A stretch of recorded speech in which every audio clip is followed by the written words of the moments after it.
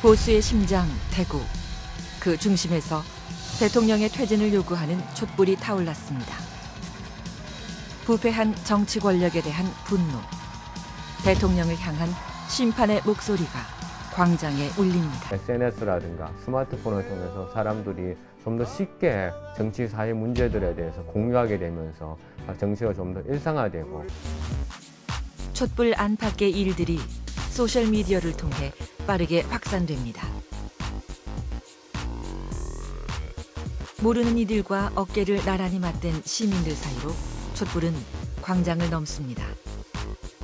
하나의 촛불은 사람과 사람을 타고 모두의 촛불이 되었습니다. 미국 대통령 선거에서 이제 그 트럼프의 경우에는 그러니까 사람들의 그 기호와 그다음에 사람들의 라이프 스타일, 성격까지도 분석해서 약 50개의 서로 다른 광고를 만들었다고 해요. 왜? 50개 정도를 만들어야만이 사람들이 서로 다른 기호와 그다음에 취미와 욕구를 만족시킬 수 있다는 것이죠.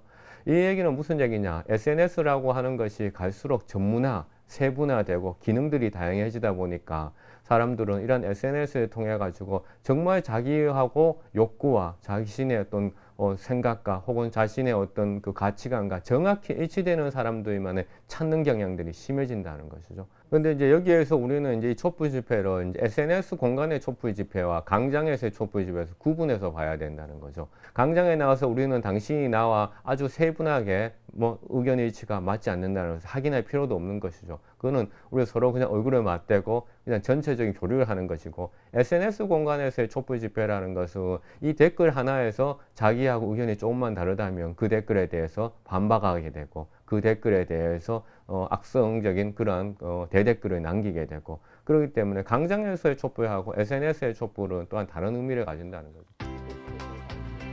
빅데이터를 연구하는 영남대 박한우 교수팀은 촛불 집회 기간 동안 SNS에 달린 댓글의 변화를 분석해 봤는데요.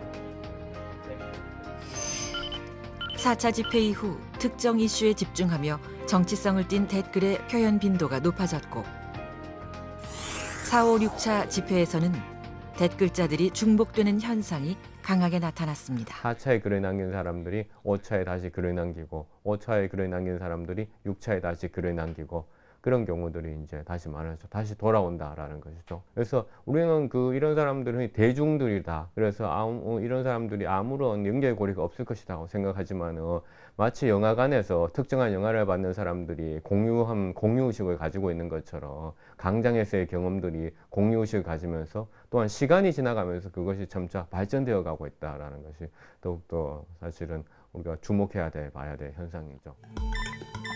박사모 집회와 김제동 토크 콘서트가 동시에 열린 날의 댓글을 분석해 본 결과, 대구 MBC 탐구 생활과 실시간 대구에서는 응원의 댓글이, 반면 박사모에서는 부정적인 댓글이 증가한 것을 알 수 있었습니다.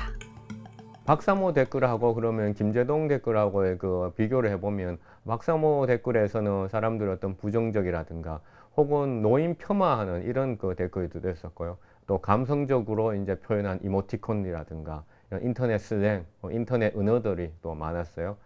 그 다음에 사람들은 이제 소위 말해서 댓글에 대해서 다시 대댓글을 올리고 이런 것이 있었고요. 그런데 우리가 이제 세 군데 다 댓글을 남긴 사람들이 있었습니다. 이 사람들의 프로필을 살펴보면 일반 시민들이 많았다라는 거죠. 그래서 광화문에서 있었던 댓글들을 보면 일반 시민들도 있지만 그 정치적으로 또 의식이 있는 사람들이라든가 혹은 사회적 관심이 높은 사람들이 많았는데, 대구에서 댓글을 이제 많이 남긴 사람들을 보면 정말로 이제 일상에 관심이 더 많은 사람들이 댓글을 남겼다는 것을 또한 우리가 알 수 있고요. 또 하나 이 점에서 우리가 아쉬운 점은 시민 세력들이 SNS를 제대로 활용을 하지 못했다라는 것을 우리는 느꼈습니다. 집회 관계에 대해서 통일된 채널을 제공을 하지도 못했고, 혹은 또 촛불 집회에 대해서 사람들이 댓글을 남길 때 어떤 해시태그를 써야 되는지에 대해서도 가이드라인이 없었다.